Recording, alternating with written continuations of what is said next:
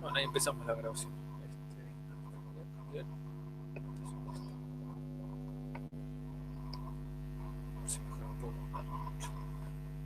Bueno, ¿cómo andan?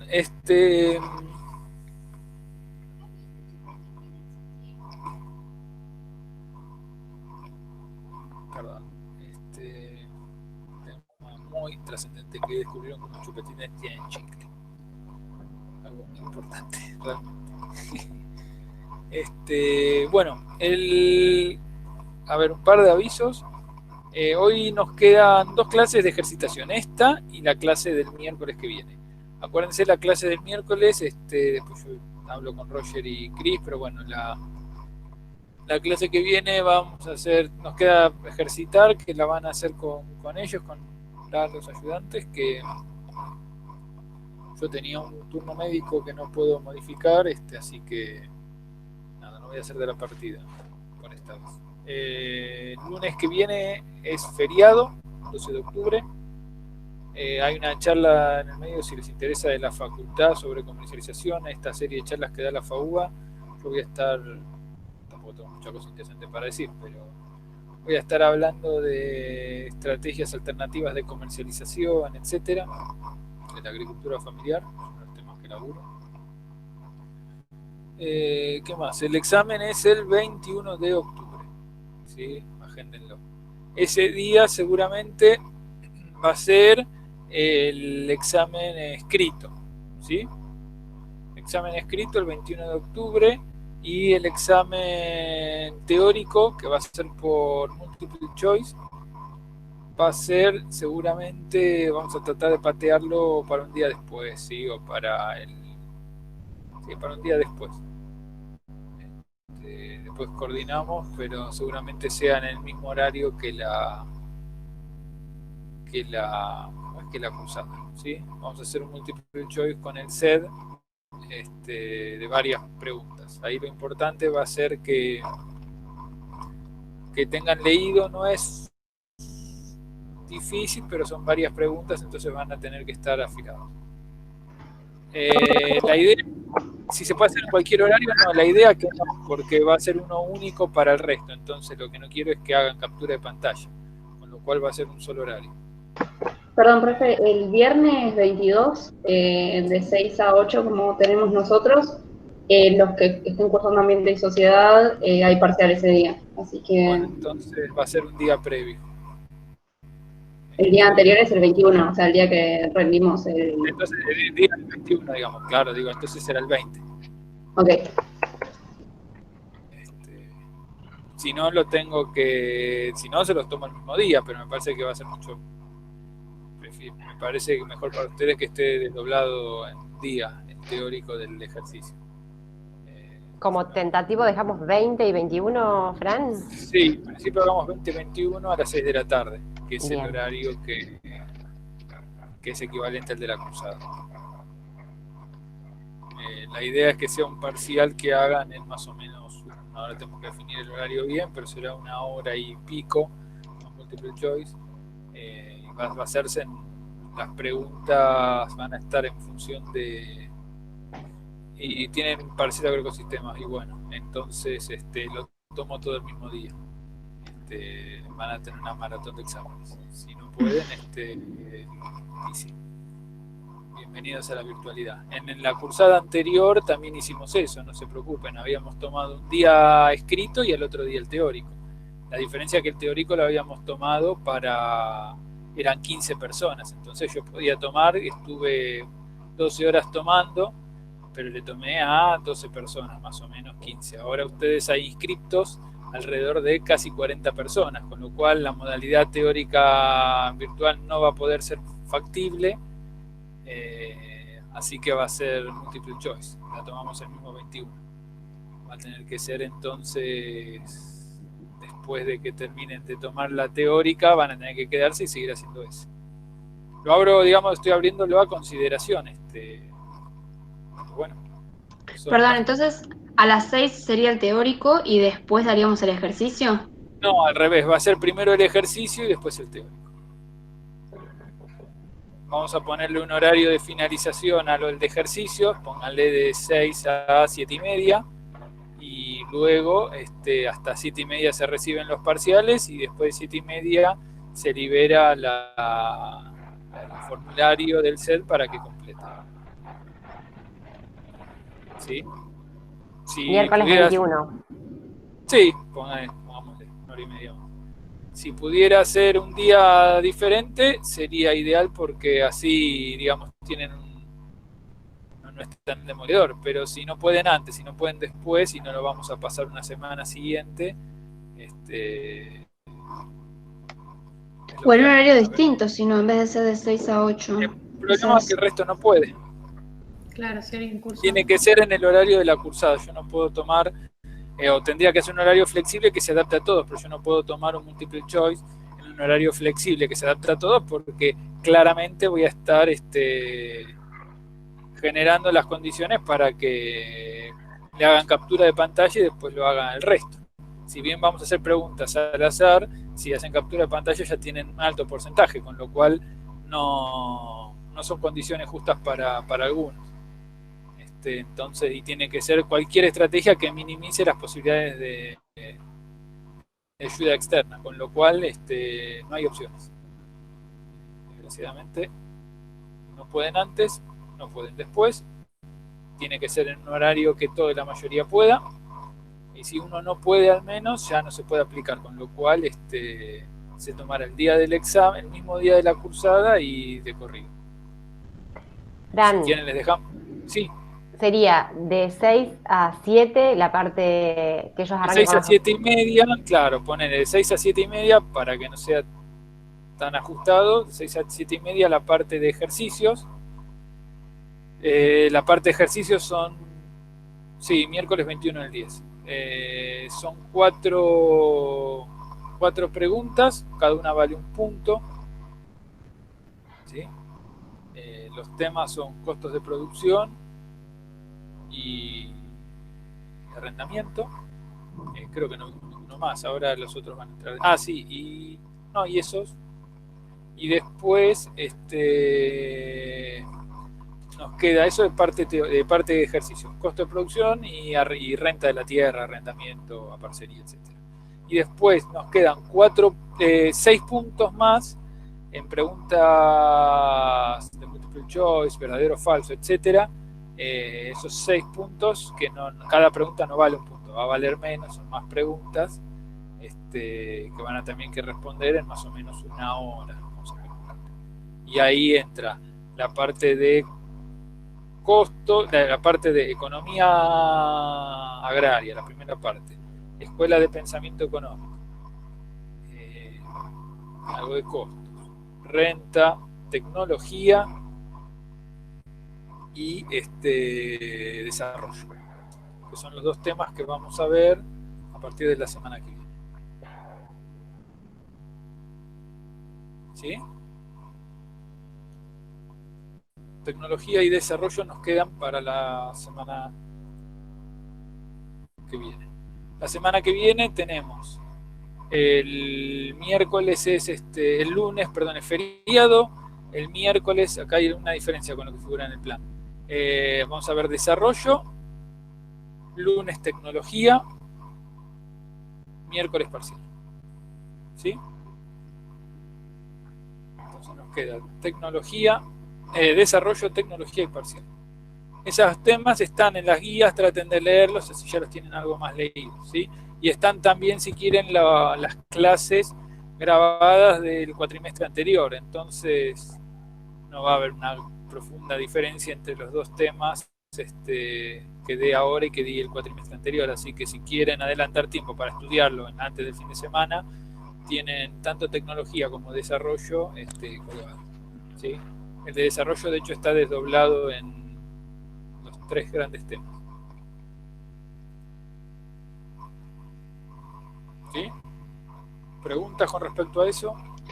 Perdón, profe, ¿podrías repetir entonces cómo queda el cronograma?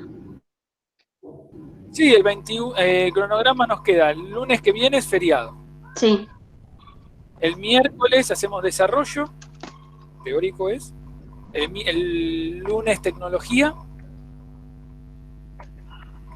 Y el miércoles es el parcial. O sea, que no estaría esa clase de consulta el martes 19. No. Miércoles, perdón. Lunes, hoy. No, es que nos tomamos una más para hacer ejercicios. Porque Ok. si no, es más o menos lo mismo. La usamos para hacer los ejercicios. Siempre tratamos de dejar una como se puede, ¿no? Como buffer para hacer eso.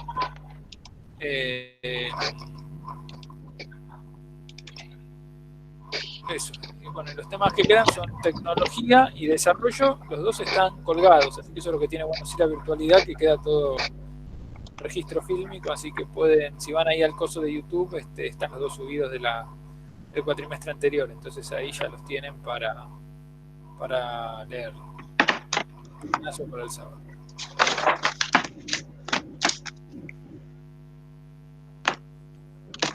Y esos últimos temas están también, ¿no? Sí, por supuesto. Son teóricos.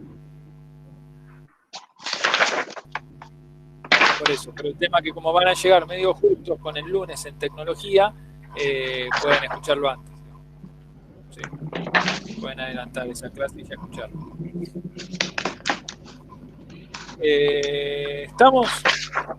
¿Preguntas con respecto a eso?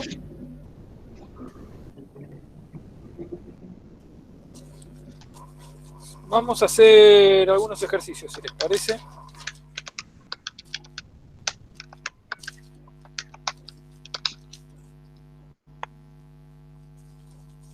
Vamos a hacer de costos. Vamos a hacer el de margen bruto, que nos había quedado colgado y ese me parecía interesante para trabajar. Y después hacemos algunos de arrendamientos, etc.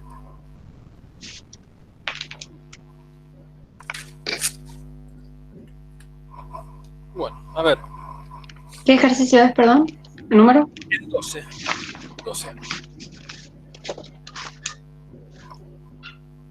Ejercicio 2.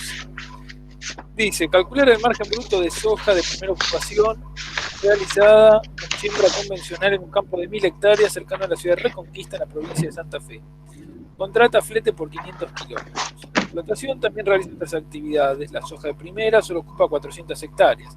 El precio actual, noviembre del 2008, es de $21.8 por quintal y el rendimiento medio de la zona es de 18 quintales. Costos de implantación, me da subtotal de labores, de insumos, gastos de cosecha, de comercialización es el 3% del ingreso bruto, gastos de flete por 500 kilómetros, $2.30 el quintal. ¿Cuál sería el margen bruto si utiliza siembra directa? Bueno, ¿quieren calculamos? Primero, calcular margen bruto. ¿Para qué sirve el margen bruto? ¿Se acuerdan? Entre los múltiples indicadores teníamos según su utilidad. Margen bruto versus costo de producción. ¿Para qué sirve uno y otro? El margen bruto no era para ver cuál era la mejor opción, digamos, pero a corto plazo. Exacto. ¿Y por qué a corto plazo? ¿Qué tiene en cuenta y qué no tiene en cuenta? ¿Por qué es a corto plazo? Hay un factor que está fijo. En realidad no es tanto con la cuestión del carácter fijo de los costos. Acuérdense, costo fijo, ¿a qué hace referencia? Algo que sin importar qué nivel de producción tengas, vas a tener que pagarlo. Exactamente, que es independiente del nivel de producción. Costo variable son aquellos costos que varían en función de tu nivel productivo. ¿Sí? Eso es otra forma de clasificar los costos, ¿sí? Que tiene que ver con esto, ¿sí? Con cómo varía ahí en función de X. Pero lo que estamos viendo acá es los indicadores. El margen bruto, como muy bien dijeron ahí, es un instrumento que nos sirve, una herramienta que nos sirve para seleccionar la mejor opción en el corto plazo. ¿Y por qué es eso? Porque lo que tiene en cuenta son acá si se quiere, los ingresos y costos, ¿de qué tipo? Directos. Exacto. Esto es lo importante, que tienen en cuenta los ingresos y los costos directos. ¿Qué son los costos directos o los ingresos directos? Aquellos que son atribuibles exclusivamente a una actividad. Por ahí puedo hacer otra actividad que use los mismos, ojo, pero la cuestión es, pero por ahí en otra combinación, en otros volúmenes. ¿Cómo me doy cuenta si uno es directo o no? Es sencillo, tengo que pensar, si yo no hago esta actividad, en este caso puntual, ¿el costo desaparece? ¿Sí o no? Si desaparece el ingreso o el costo, es directo. Si no desaparece, si sigue estando, pasa a ser indirecto, también llamado de estructura. Los costos de producción evalúan los ingresos y los costos directos y qué otros más. Los indirectos.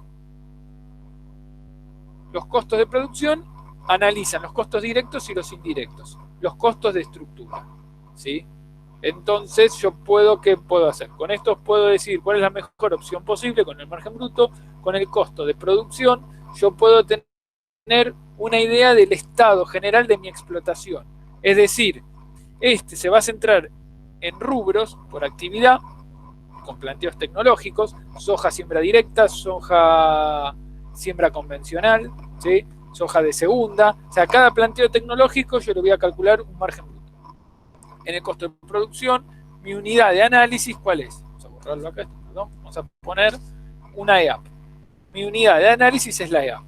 Y entonces de acá yo tengo otro indicador que se deriva, que es el importante, que es la rentabilidad. ¿Se acuerdan? Que me da una idea de esta relación entre los beneficios brutos y el capital inmovilizado. Entonces, haciendo esta descripción, podemos meternos manos a la obra. Una pregunta, Fíjense.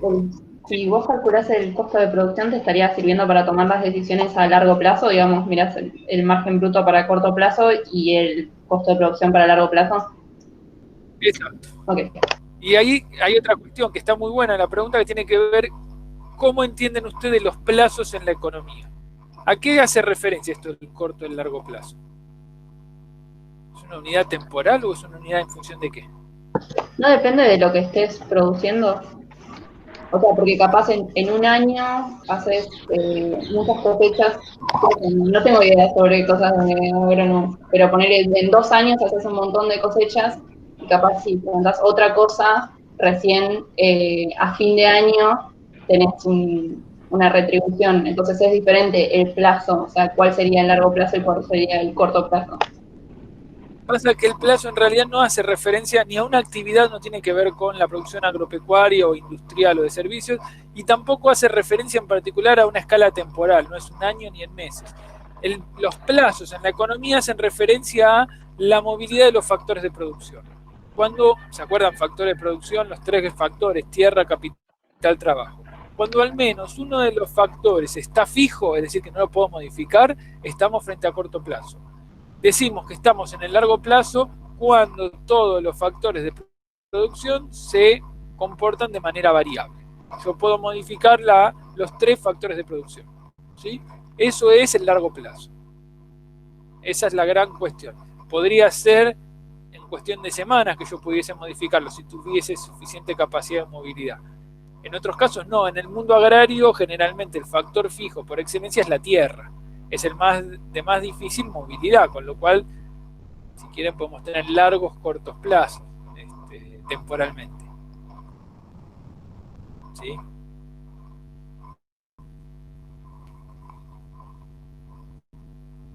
Pero bueno, volviendo al ejercicio, ya habiendo hecho esta salvedad metodológica. Vamos a hacer entonces la construcción. Acordémonos. Necesitamos calcular el margen bruto como el ingreso directo menos los costos directos, los cuales a su vez se componen por costos fijos más costos variables.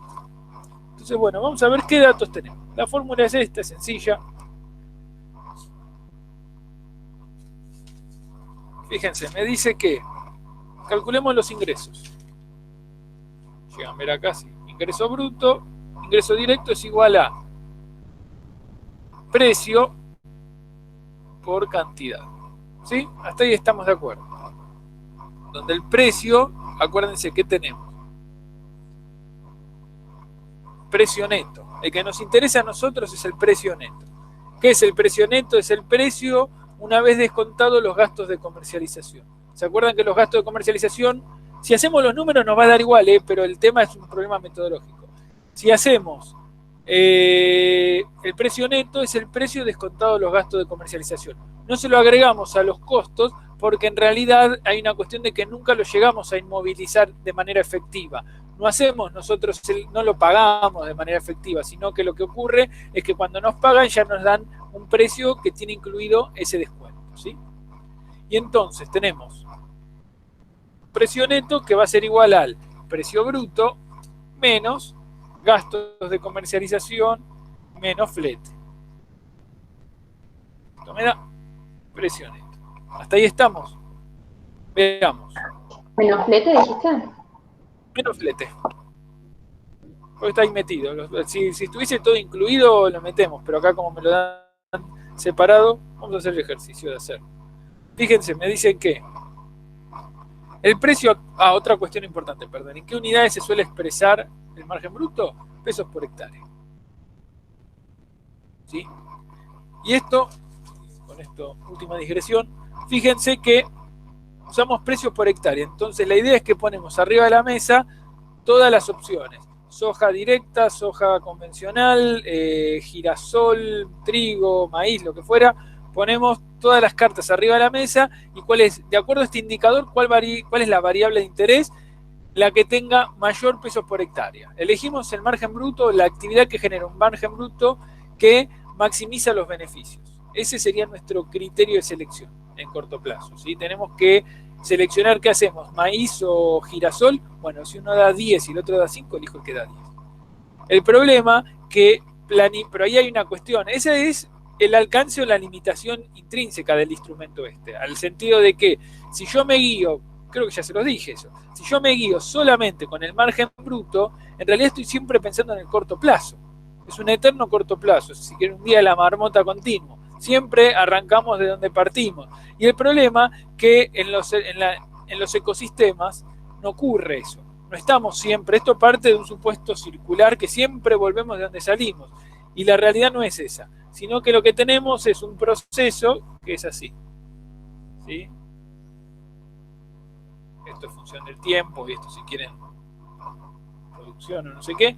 Tenemos un circuito que es un loop, pero que tiene una flecha temporal, una macro tendencia. Entonces, si yo me guío por eso, solamente por el margen bruto, seguramente no estoy teniendo en cuenta variables que se van deteriorando. Es decir, si yo hago, dependiendo de la zona, obviamente, ¿no? Pero si yo hago soja tras soja tras soja, 20 años haciendo soja, es muy probable que empiece a tener algunos problemas que no los tenía en cuenta. El deterioro del suelo, por ejemplo. Si empiezo a tener problemas por más que haga siembra directa y la mar en coche, seguramente voy a tener una pérdida de carbono en suelo considerable. ¿Qué pasa? ¿A dónde va esto? Que la decisión de cuál es la mejor opción en el corto plazo es el margen bruto. Pero si uno piensa en una perspectiva de mayor duración y de conservación de los recursos, uno lo que tiene que pensar es en otras variables, que en el margen bruto no aparece. Si nos guiamos solo por el margen bruto, tenemos un solo numerito. Nos está faltando ver toda una película. ¿Sí? Y por eso ustedes estamos en estas clases, van a la facultad, para que ustedes a la hora de pensarlo tengan más elementos en juego y no sea solamente el margen bruto. Si fuese eso, solamente comprando una revista de márgenes, ya toman la decisión. No hace falta ir a la escuela para decidir eso. Si elijo el más grande y de esto, deme 3 de eso. Para eso bien uno estudia para poder tomar otra. Ahí está, revista Márgenes Agropecuarias. La remera de las revistas exactamente, agropecuaria. Uno agarra y tiene todos los meses y tiene para todas las actividades los márgenes. ¿Sí? A las actividades principales. Entonces uno ya sabe, es recontra práctica. Ahora, si yo solamente a la hora de planificar me guío en eso, y es probable que en el mediano y largo plazo la esté pifiando. Entonces, precio neto por cantidad. ¿Cómo sacamos el precio neto? Vamos a hacer precio bruto menos gastos de comercialización más flete. Vamos a sacarlo. Precio bruto igual a 21.8 dólares por quintal. ¿Sí? Menos los gastos de comercialización, que son del 3% del ingreso bruto.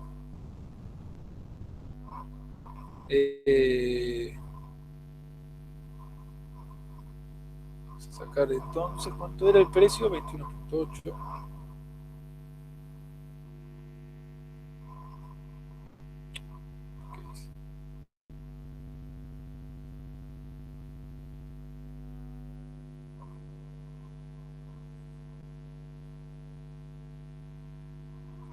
Esto me da, sí,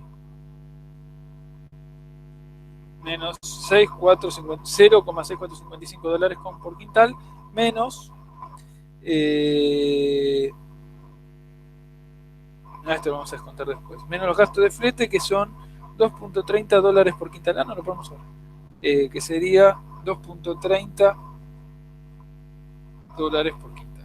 ¿Está todo en las mismas unidades? Sí, podemos restar. Perdón, profe, para calcular el gasto de comercialización, entonces sacaste el ingreso bruto y hiciste el 3% de eso. No, sí, o se saqué el del precio, lo mismo. Hizo 21,8 por 0,03. Claro, hice 21.8 por 0. Por el 3%, menos por el 3%. Ah, porque yo había calculado el ingreso bruto y había hecho el 3% del ingreso bruto y me dio cualquier otra cosa. Y que te va a dar igual seguramente. No, me dio 4.708. O sea, me dio nada. Sí, a mí también, es diferente. O sea, el 3% del ingreso bruto. Pero es que lo que hice es el 3% del precio, hice. Es lo mismo. Si quieren calcularlo con ingreso bruto, lo calculamos. Pero no, o sea, no entiendo porque la consigna dice gastos de comercialización 3% del ingreso bruto. Ahora lo hacemos como dice el ejercicio. En realidad hay un problema. Vos no lo calculás nunca los gastos de comercialización sobre el ingreso, sino sobre el precio. Entonces lo que hiciste fue el 3% del precio neto. Sí, lo hacemos como dice el ejercicio, sino... Perdón, y una pregunta. En el caso de que, por ejemplo, lo hubiéramos seguido haciendo de esta manera, ¿no tendríamos que haber hecho tipo el precio 21,8 menos Sí. el 3%, como hicimos en los ejercicios? Sí, estaba haciendo eso. Ah, perdón, me perdí en el camino. Vamos a hacerlo así no entra en pánico. 21.8 quintales por hectárea por la cantidad que es de cuánto, rendimiento 18. 18.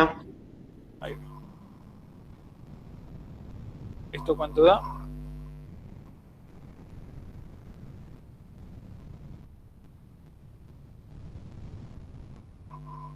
$174.4 quintales por hectárea.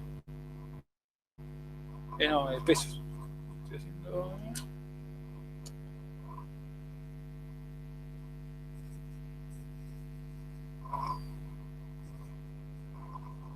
¿Por qué había hecho eso? Generalmente los descuentos de los gastos de comercialización van sobre el precio. Cuando uno lo calcula en el mundo real, todas esas cosas afectan al precio, ¿sí? Vos no lo calculás sobre el ingreso. Cuando te hacen el descuento, el acopiador te hace la rendición, te da una planilla y lo que hace es pagarte menos precio, ¿sí? Entonces vos tenés el precio bruto y el precio neto. Precio bruto es el precio de pizarra, precio neto es con todos los descuentos y pagos de impuestos, ¿sí? Si hacen el número les va a dar lo mismo, con la propiedad distributiva de la multiplicación, entonces les va a dar lo mismo. Sin embargo, es una cuestión más conceptual. Bueno, a esto le tenemos que restar entonces el 3%.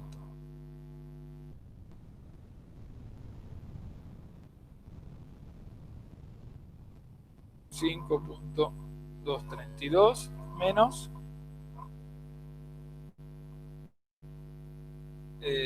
¿cuánto era? Perdón, profe, ¿cuánto te dio el ingreso?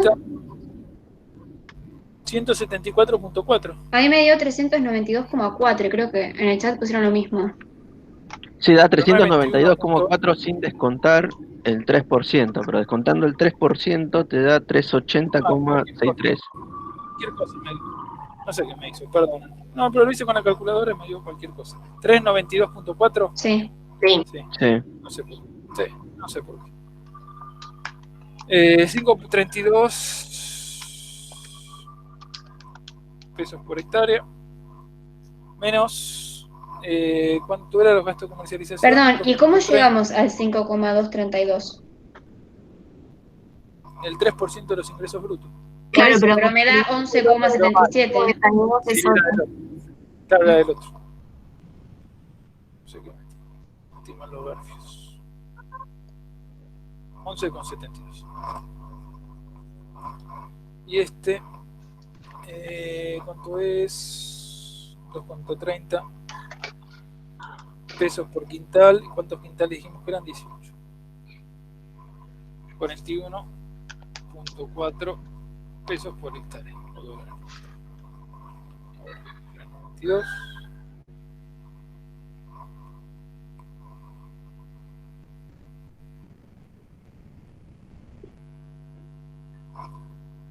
$339,28 ingresos directos. ¿Sí? 380. 380,63. 392. Menos 11. Con 77. Sí. Sí. Y después es $2.30 por quintal. ¿Y cuántos quintales son? Claro, pasa que el del flete yo lo puse como costo variable, No, no es costo variable. ¿no? No. Por eso no lo puse en la cuenta de ingreso directo. Bueno, ahí está. El flete va al ingreso. Va. Ok, o sea, igual me dio el mismo resultado porque es solo restas, pero Sí, pero entonces no, va en ingreso directo, ok. no, el flete va ahí. Pero por eso, porque vos no lo terminás de inmovilizar nunca. Francisco, Sí. ahí hiciste 21, que es el precio, por 18 quintales, que es el rendimiento, y te da el ingreso bruto. Ese ingreso bruto le descontás el 3%, que es 11,72, Sí. y te da 380,63 de Sí, pero ingreso. tenés que restarle los gastos de flete también. Los gastos de Claro, flete los gastos de flete los teníamos en la estimación de los costos directos, después apartado. Sí, pero dice gastos de comercialización y flete. Gasto de comercialización 3%, gastos de flete tanto. Anótense esto, los gastos de comercialización y de flete van a los ingresos, no lo pongan en los costos. ¿Por qué? Porque cuando tengan que calcular los costos directos, ahora lo vamos a hacer, ustedes confíen en mí, yo sé a dónde estoy yendo. Creo que estos ejercicios los hice alguna vez en mi vida. Confíen un rato en mí. Les explico porque ya les cuento el truco. Si ustedes hacen, presten atención, acá, ¿qué van a poner? ¿Cómo se compone un costo? ¿Cómo se compone un costo? ¿Costo Gasto. fijo? ¿Costo variable? No, costos, depreciaciones, gastos, depreciaciones e intereses. ¿Sí? ¿Hasta ahí estamos? ¿Qué gastos van? Los gastos directos. ¿Qué depreciaciones van? Las depreciaciones de elementos que van de uso directo. Esto se usa principalmente cuando hay dos formas de depreciar. Nosotros vimos una sola, que es la depreciación a monto fijo anual, pero otra forma de depreciación es por la cantidad de horas de uso. Esto es, si yo tengo que hacer soja convencional versus soja directa, uno tiene una pasada de tractor y la otra tiene 15. ¿Tiene el mismo uso el tractor? No. ¿Cómo penalizo ese mayor? Porque ese mayor uso se genera deterioro. ¿Cómo lo penalizo? En realidad uno lo calcula como, porque estamos metiéndonos en cuestiones conceptuales que exceden estos ejercicios que están bastante simplificados. Esto es, digamos, les explico cómo se calcula en el mundo real. Cómo lo tendrían que hacer ustedes cuando lo tengan que hacer para cualquier cosa. Entonces, en la depreciación van a depreciar por kilómetro utilizado, por hectárea. Con lo cual, acá van a tener depreciaciones directas atribuibles. Y después tenemos los intereses. ¿Los intereses sobre qué se calculan? Siempre. Sobre el capital inmovilizado, el costo de oportunidad. Exacto, sobre el capital inmovilizado.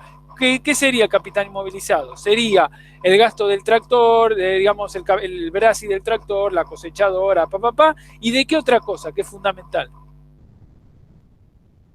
¿Quién aparece acá? Los gastos ¿qué son? Capital circulante, ¿se acuerdan? Y acá entonces llegamos al punto que les decía, si yo meto los gastos del flete y se los pongo acá, ¿no le tengo que calcular capital inmovilizado? Sí, si yo meto el flete acá, ¿le pongo capital inmovilizado? No. ¿Entienden? Y el hecho es que yo no tuve una inmovilización real ni del flete ni de los gastos de comercialización. ¿Por qué? Porque inmovilización significa que yo inmovilizo capital y pasa un tiempo hasta que vuelve a convertir, movilizo efectivo y pasa un tiempo a convertirse en la misma forma, que es de efectivo. Si yo acá no inmovilizo nada, en realidad yo tengo un descuento, me pagan menos. Es inmediato. Lo veo como un menor precio. Pero en ningún momento lo inmovilizo. Entonces, ahí es donde está el hecho de la cuestión. Ustedes piensan, bueno, ¿cuánta plata es? Si ustedes van a los que producen soja en Salta, un 30% de su costo total de producción es el flete. Entonces, fíjense si no tiene peso esa decisión. ¿De dónde va a parar? Si va a los gastos o si va a una reducción en el precio. Le estamos poniendo una inmovilización importante. Entonces cambian dramáticamente los márgenes. ¿Sí? ¿Entienden por qué el hecho de que tiene que ir el porcentaje de gasto de comercialización como porcentaje del ingreso bruto y el del flete tiene que ir acá? Ya ni siquiera sé cómo está el ejercicio, ni me fijé, pero conceptualmente si estuviese diferente está mal. ¿Sí? Tiene que estar acá. Me va a dar, hasta puede que me dé igual si estuvo calculado medios así con cuentas gruesas, pero si uno lo calcula correctamente y uno calcula el tiempo de inmovilización, etcétera, voy a encontrar ahí incongruencias. Entonces esto es lo que se aplica, lo que se ajusta más a lo que ocurre en la realidad. ¿Sí? Entonces, los gastos de comercialización y de flete, por favor, mándenlos siempre, esto para el resto de toda su carrera, a los ingresos, a los precios. Y ahí pasamos del ingreso bruto al ingreso neto. La diferencia del ingreso bruto al ingreso neto es el ingreso afectado los gastos de comercialización y de flete. Los fletes entran dentro de esto. ¿Sí? ¿Ahí estamos? Sí, profe. Bien. No, porque ahí es donde está el hecho, digamos, les explico cómo cierra, porque para ver dónde está. El tema va a surgir acá, con el interés, con la inmovilización del capital. Ahí la pregunta del millón, y no es que hay un manual escrito, o sí hay muchos manuales, pero no hay una regla escrita en piedra que diga cómo se tiene que hacer. O hay algo que es más importante, que si ustedes tienen que generar, y esto para el resto de su carrera, tienen que generar conocimiento teórico, como me dijo alguna vez en realidad, volviendo una persona un ingeniero con la que decía siempre, la práctica de ustedes profesional tiene una mesa de 3 patas: teoría, práctica y sentido común. O yo le diría experiencia, intuición.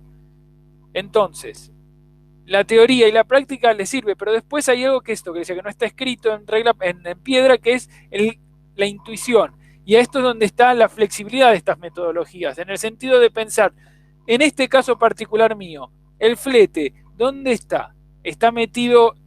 ¿Tiene inmovilización? Esa es la pregunta. ¿Se inmoviliza en algún momento? Desde que yo gasto en el flete, por ahí podría pasar una actividad que sigue, ojo, que yo tengo que hacer varios fletes y eso aparece a la mitad del proceso. Y entonces ahí se inmoviliza. Ahora, si en mi actividad el flete es para poder venderlo al final y me pagan al toque, y bueno, no, tiene que ir acá, porque así no lo penalizo inmovilizándolo. ¿Me siguen? Entonces hagamos eso, calculemos el ingreso directo como ingreso bruto menos los gastos de comercialización menos el flete. ¿Sí? Por eso es que yo había hecho esa definición del precio menos precio bruto menos porcentaje de comercialización menos flete sobre el precio. Era lo mismo. El resultado iba a darte igual. Perdón, pero ¿lo voy? Sí. ¿Cómo? Todavía sigo sin entender cómo calculaste el ingreso bruto ni el precio de los fletes. Porque yo había calculado el ingreso bruto como rendimiento por superficie por el precio. El ingreso bruto es precio por cantidad. Expresado, siempre estamos trabajando en pesos por hectárea. Claro, o sea, de cantidades no es rendimiento por superficie. ¿Es lo mismo? Sí, rendimiento. Sí. Bueno, yo ese cálculo me dio o sea, cualquier otra cosa, y el 3% de eso no me dio 11,72. A ver, y el precio el directo va a ser igual a 21.8 por 18. 3.92. Sí, lo que dice ella es que hay ejercicios en que hay que multiplicarlo por la superficie porque no está en peso por hectárea y en este sí ya estaba, entonces no hace falta multiplicarlo. Eso creo Por eso, que decía. acá ya está, digamos, usamos los datos, depende de cada ejercicio. Si a mí me dan, el precio es de $21 por quintal y el rendimiento de quintal por hectárea, multiplico quintal con quintal se va, me queda $, por hectárea. ¿Hasta ahí estamos? Sí, entonces debe ser que no me dio porque le multipliqué la superficie. Ahí va, que te da más grande. Sí. Claro, ahí como eso es no iba a decir un error, no sé si es un error, pero es una pifia frecuente, porque aparte es más laburo, y más en un parcial que estamos con el tiempo ajustado, que es hacer eso y multiplicarlo con la superficie. Hacemos todo con unos números largos de superficie y después lo dividimos de vuelta por la superficie. Cuando acuérdense, y por eso lo había dicho acá, se expresa siempre en pesos por hectárea el margen bruto. Con lo cual, mandémosle pesos por hectárea y todos contentos. No hay mayores problemas. ¿Y para el flete qué cálculo hiciste? Para el flete, ahí va. Sí, hacemos. Esto sería precio, el ingreso bruto. Al ingreso bruto le restamos los gastos de comercialización y el flete. ¿Sí? El gasto de comercialización es el 3% del ingreso bruto. Sería. Y el flete, ¿cómo lo calculamos? El flete, acá es importante algo, que es esto. Seguir teniendo la referencia de las unidades. Fíjense, tenemos el precio es 3.92 pesos por hectárea, llevamos a peso en vez de dólar, menos el 3%, 11,72, menos el flete. Ahora, ¿el flete en qué unidades me los presentan? 2.30 pesos por quintal, ¿sí? Para los 500 kilómetros. Y yo lo tengo que expresar en pesos por hectárea. ¿Por qué lo tengo que multiplicar? Por el rendimiento. El rendimiento va a ser igual a 2.3 por 18. Esto me da quintales por hectárea. Esto nos va a dar 41,4 pesos por hectárea. Entonces hago 3.92 menos 11,72 menos 41,4. ¿Sí? Para pasar de dólares a pesos usaste 3. Sí, todo, no, porque estaba todo en dólares. Entonces. Nada, en vez de ponerle acá pesos, ponerle dólares, es lo mismo. Ok. Estamos exacto 1 a 1, claro, estamos ahí, se dolariza, estamos como en Ecuador. En los años del Carlos estamos. Del menemismo. Del Mingo. Del Carlos.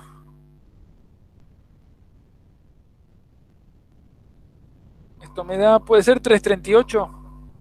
A mí me dio 339,23. Y bueno, puede ser, a ver, 3.92 menos. Sí, me dio igual. 3.39,23. 339,23. Puede ser porque era 11,77, no era Sí. 11,72. Bueno, es esa. 3.39, vamos a borrarlo acá, esto, perdón. ¿Cuánto les dio el ingreso directo? 3.39,23. Con 23 pesos por hectárea. ¿Hasta ahí estamos?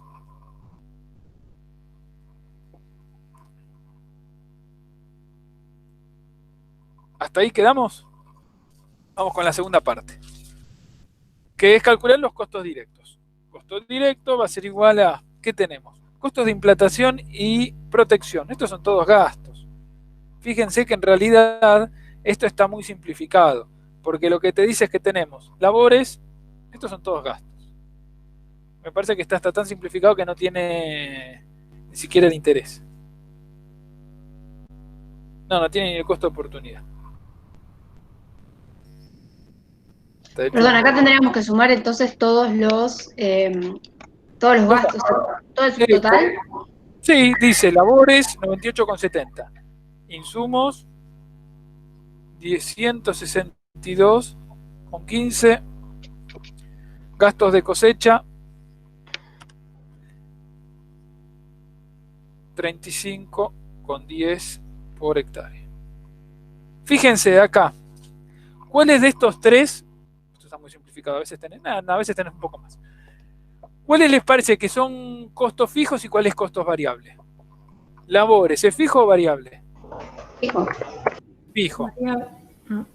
Las labores siempre son fijas. ¿Por qué? Porque significa que vos para arrancar tenés que hacer tantas pasadas de máquina y aunque te caiga un granizo, una helada, lo que fuera, vos lo hiciste igual, así que marche preso. Los costos fijos también se los suele llamar costos hundidos. Sunken cost. ¿Por qué? ¿Qué significa eso? Que vos los tenés que hacer independientemente de tu resultado final. Te va pésimo como la mona, igual lo tuviste que hacer. Los insumos también es fijo. ¿Qué es? Semillas, si haces convencional agroquímico, poner que lo hagas agroecológico y usás bioinsumos, parasitoides, bueno, también lo tenés que hacer. Y después los gastos de cosecha. ¿Los gastos de cosecha son fijos o variables? Variable, pues depende de la cantidad de cosecha o sea, lo que hayas plantado. Exactamente, son variables, porque depende de tu nivel de rendimiento, lo que tenés que pagar. Generalmente se paga como porcentaje de lo que se cosecha. ¿Sí? En realidad muchas veces, y dependiendo del año, a veces los contratistas, que no son ningunos onzos, te lo pueden plantear como un costo fijo y a veces como costo variable. En el sentido de que, si ven que es un año que viene muy malo, ¿sí? Dependiendo del tipo de contratista, te dice, no, te lo ofrece tanto por hectárea. ¿Y por qué? Porque sabe que va a venir una cosecha miserable, entonces no le conviene. Mientras que, y dependiendo de quién tiene enfrente, ¿no? Si es un año bueno, es probable que te lo puedan, lo más frecuente es que te lo presenten como costo variable, ¿sí?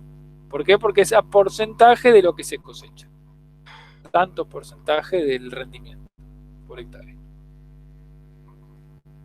Entonces, bueno, vamos a hacer la cuenta. ¿Cuánto me da esto? 98,7 más 295,95 dólares por hectárea. Sí, dólares por hectárea, muy bien. Entonces, este es un ejercicio muy simplificado y con esto para arrancar como chill out está bien, digamos, para ustedes. ¿Cuánto nos da esto? Hagan 339,23 menos 295,95. ¿Cuánto da? ¿43,28? Sí, 43,28. Bien. Bueno, Alcoyana. También acá muestro. Forma parte del grupo de riesgo. Tenemos coincidencia, algunos se ríen si saben. Tenemos acá el margen bruto. Fíjense que acá está simplificado. ¿Por qué? Porque ¿qué es lo que le faltó? ¿Qué es lo que estuvimos discutiendo recién? ¿Qué nos estuvo faltando? Pónganle que las depreciaciones no, porque vamos a hacer todo con contratista. Entonces nosotros no cubrimos ninguna depreciación. ¿Qué es lo que suele ocurrir? Pero ¿qué cosas sí tendríamos que haber metido acá que no pusimos? Lo de los intereses, capital inmovilizado por el costo de oportunidad. Exactamente, y no es que lo pusimos porque nos olvidamos, sino porque es un primer acercamiento al cálculo del margen bruto. Entonces no le vamos a poner más variables para no complicarles la vida.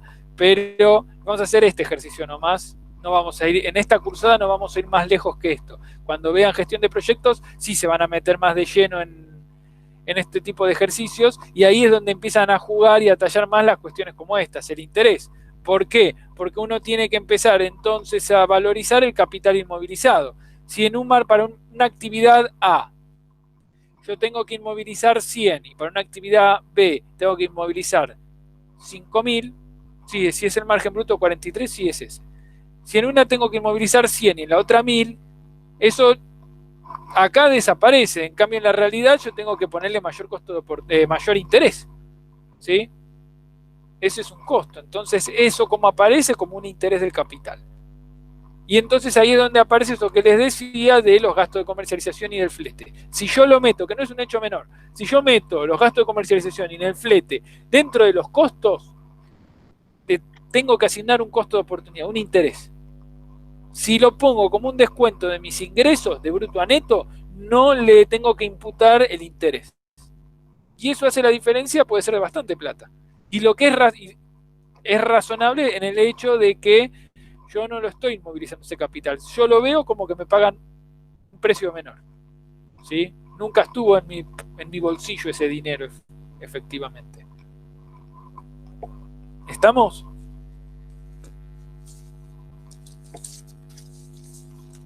Perdón, y en el punto B, entonces simplemente usaríamos el mismo ingreso directo, lo único que cambiaría son los costos directos, porque cambia el valor de los labores y los insumos. Exactamente.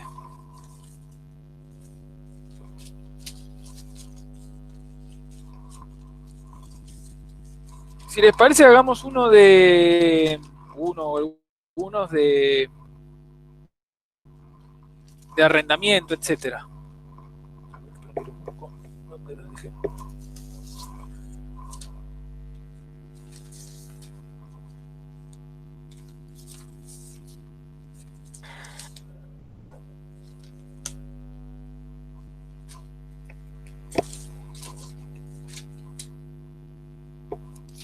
Faltando.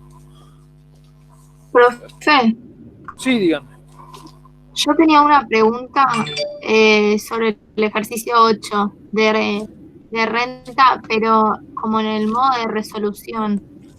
Dale, ahí espera que lo encuentro y se me quedan todos los papeles.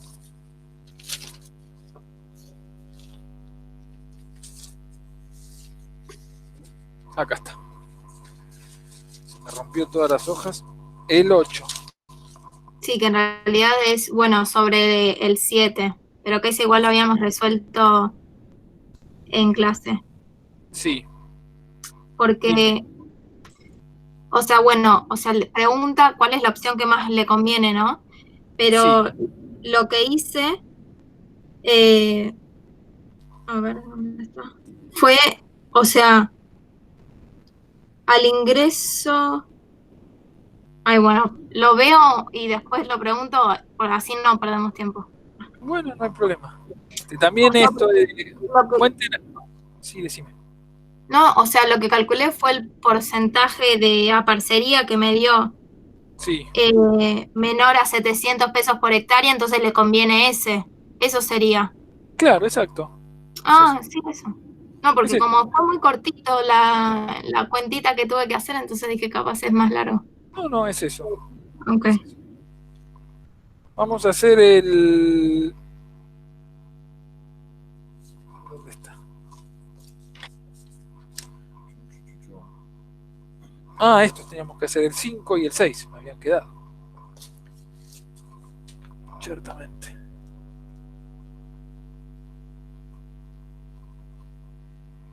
Y vamos a hacer uno más. Fíjense, el 5 pregunta, ¿qué impacto probable tendrán sobre el volumen de producción total agropecuaria dos distintos impuestos?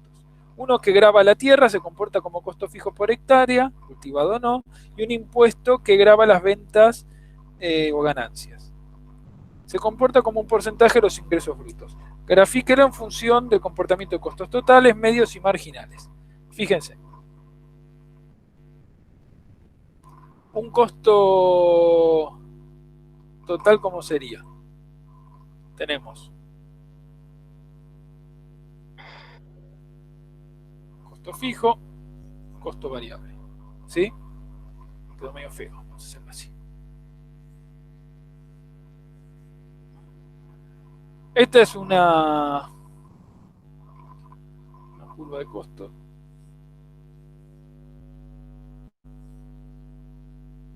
¿Sí? ¿Qué dice? Perdón, que me quedó espantoso el gráfico. ¿Hasta ahí estamos? Ahí está. Esto es costo variable y costo fijo. Fíjense, vamos primero con la primera opción. Un impuesto que grava la tierra independientemente de que esté en producción o no. Actúa como un costo fijo. ¿Sí? Lo que va a hacer eso es esto. Esta es la situación inicial. Lo que va a hacer es esto. Va a generar un costo fijo sub 0. ¿Sí? Aumenta el impuesto. Piénselo como un impuesto inmobiliario. Sería como una externalidad, ¿no? En economía política. ¿Como una? Externalidad, cuando que estaba el No, impuesto para cubrir la externalidad. porque las externalidades actúan sobre los volúmenes, actúan como costos variables. ¿Te acordás que las externalidades de los impuestos piguvianos lo que hacen es disminuir las cantidades? O lo que haces en realidad es internalizarlo. Con los impuestos piguvianos, estos que vos decís, lo que haces es, las aplicás cuando vos tenés un volumen de producción que está por encima, o que genera algún residuo que está por encima del umbral permitido. Entonces vos, cobrando el impuesto, lo que querés es modificar las cantidades, querés que se produzca menos, entonces generás menor como es, generación de particulado o lo que fuera. Actúa al revés, como en el segundo caso, es como un costo variable. En este caso, porque ponele que en ese caso, si vos parás la fábrica, ¿pagarías el impuesto? No. En este caso es al revés. Si vos pones un impuesto que actúa como un costo fijo, vos produzcas 100, 1000 o no produzcas nada, tenés que pagar. Es esto. Fíjate que este es tu nuevo costo. Pasás de acá a uno superior. ¿Sí? Ahora, producir una unidad más de producto, ¿cambia algo? No. Entonces, si uno lo analiza en función de como es de la curva de costos medios y marginales, precio cantidad, fíjense, ¿qué es lo que va a pasar? ¿Se acuerdan del costo marginal? ¿Qué es el costo marginal? ¿Qué es el costo marginal? Lo que aumentaba por unidad, ¿no era algo así? Exactamente. Es la derivada de la función de producción. La derivada de la función de producción es el costo marginal. Es lo que te cuesta producir una unidad más. ¿Sí? Eso está de la mano con la función principalmente de los costos variables, si uno quiere. Mientras que los costos medios, ¿qué son? Los costos totales dividido la cantidad. Entonces, ¿qué va a pasar? ¿Cambia tu función de costo marginal con un costo fijo? No. ¿Qué es lo que cambia? La de costo medio. Sube ligeramente. Pero entonces, en realidad es así. ¿Eso porque aumentaría el costo total? Claro. Pero en realidad debería ser una cosa así la función. Debería achicarse. Es decir, lo que va a pasar es que a medida que produzco más, mi costo medio va a tender a disminuir. ¿Sí? Entonces, la moraleja de esto es, cuando yo aplico un impuesto que actúa como un costo fijo, ¿cuál es el impacto sobre los volúmenes de producción? Aumenta la producción. Aumenta la producción, exactamente. Los impuestos, históricamente se consideran los impuestos que actúan como costos fijos, son impuestos que estimulan el incremento de la productividad. Porque si yo produzco más, se diluye el costo por unidad producida. Ahora, esto se puede entender cuando estás en una situación muy particular. Esto es como la letra chica, digamos. ¿Cómo tienen que ser esas tierras? Tienen que haber dos condiciones con esas tierras para que funcione esto. Tienen que ser o mejor dicho, el costo fijo tiene que ir no igual para todas las tierras, no puede ser un recargo de 100 para todas las tierras. Tiene que ser un recargo proporcional ¿a qué? A la calidad, al rendimiento que tengan. Exactamente, a la productividad potencial, exactamente, a la calidad. Eso es uno. Y el otro, esas tierras tienen que estar ¿cómo produciendo? Tienen que estar en alto uso de eficiencia o de alta aplicación de capital. No, tiene que ser para tierras inactivas o que tengan poco uso. ¿Sí? Es una de las lecturas que se hacía de la problemática agraria en la década del 60 y 70. Se veía que había tierras extremadamente fértiles con muy baja incorporación de capital, entonces lo que había que hacer era generar estímulos para que aumente la intensificación en el uso del capital, la mirada del latifundio improductivo. Ahora, porque aparte eran grandes superficies, etc. Una mirada cepalina de la cosa. Actualmente, en región pampeana, al menos en las zonas agrícolas, ¿el uso del capital es tan bajo? No, de hecho, uno de los problemas que tenemos es justamente la sobreexplotación del recurso tierra, de los bienes de la tierra. Estamos haciendo pelota los recursos, no la estamos subexplotando. Con lo cual, el impacto que va a tener se va a morigerar, pierde su eficiencia. En tanto no estamos por acá, ya estamos por acá. Si yo aumento, no voy a notar dramáticos cambios. ¿Sí? No estoy en esta parte de la curva. En gran parte de la región pampeana estoy por acá. Y eventualmente, si yo hago eso en tierras marginales, y que son tierras muchas veces que cumplen alguna función ecosistémica, si yo hago eso y trato de llevarla acá, estoy generando también un despelote ambiental. Si yo lo hiciera. O no. Pónganle si yo aumentara el impuesto de la tierra en las sierras de Córdoba. ¿Qué pasaría? ¿Ya tenemos problemas de incendio? Bueno, serían 10 veces peor.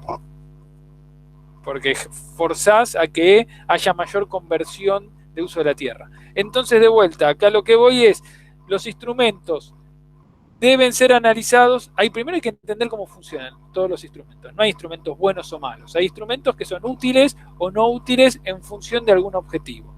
Y para poder aplicarlos, como vamos a ver en desarrollo, hay que hacerlo en el marco o analizando el contexto amplio de las políticas agrarias y el para qué lo voy a hacer y de dónde estoy parado. Entonces eso sería así. Ahora, ¿qué pasa si en la segunda pregunta dice si yo cobro un impuesto que actúa sobre los volúmenes producidos? ¿Sí? Fíjense que dice que grava las ventas o las ganancias. Es un porcentaje de los ingresos brutos. ¿Sobre qué actúa? ¿Sobre el costo fijo o sobre el costo variable? Costos variables. Exacto. El costo fijo se mantiene constante, cambia la pendiente del costo variable. ¿Sí? Fíjense ahí en rojito. Lamento decirte que el rojito no se ve. A ver ahí. ¿Lo llegan a ver? No. A ver con verde. O sea, estás haciendo una línea que sale del mismo origen. Del mismo costo fijo, claro, el costo fijo no lo toqué. Lo que cambia, es decir, si yo no produzco nada, no pago nada de costo variable, solo el impuesto a la tierra. Ahora, si yo produzco más, pago proporcionalmente más porque aumenté el impuesto. Pónganle que sea una alícuota, un porcentaje de cada venta, el 3% del precio que estábamos charlando. Pasamos del 3% a el 10%. Producís más, pagás más. ¿Qué es lo que cambia?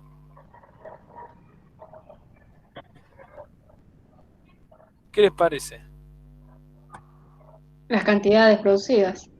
Sí, se corre. O sea, va a disminuir el costo medio. Exacto. No, el costo medio, sí, cambia el costo medio y el costo marginal. Te cuesta más producir una unidad adicional. Perdón, profe, no vi dónde hiciste el gráfico, no se llega a ver. Para que lo borro mejor y vamos a hacerlo prolijo.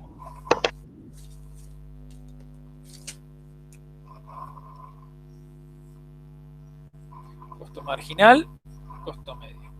¿Sí? ¿Hasta ahí estamos? En la situación esta B, lo que va a pasar es que la curva se va a correr, ¿cómo? ¿Hacia dónde si aumento el impuesto? Hacia la izquierda. Hacia la izquierda, exactamente. Entonces, fíjense si el precio de venta es el original, acá tenías la cantidad sub 0, con esto vas a llegar a la cantidad sub 1. O sea que tenés un corrimiento en las cantidades hacia la izquierda.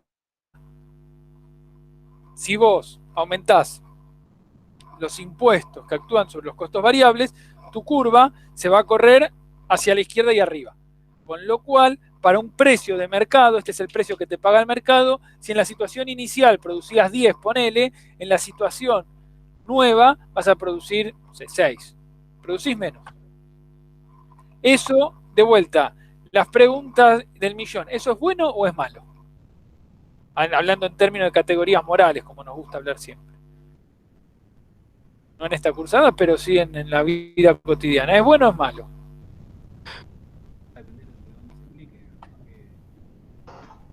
O sea, sería malo para el que lo tiene que pagar, digamos, que encima no puede producir todo lo que quiere porque le van a cobrar más todavía, entonces se limita.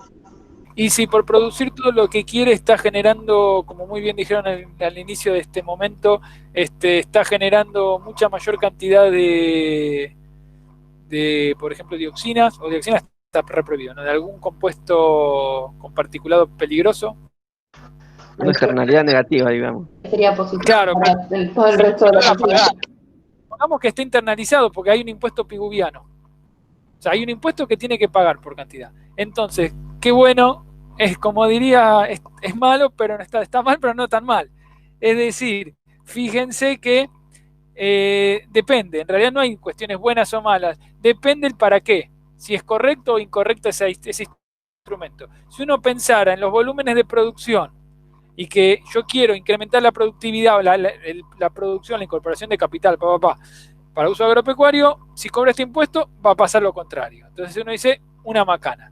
Ahora, si yo justamente lo que busco es reducir las cantidades, clásico impuesto piguviano, impuesto que grava la contaminación, lo que hago es, los impuestos piguvianos lo que buscan es internalizar la externalidad, que como vimos es una de las 3 fallas, ¿se acuerdan?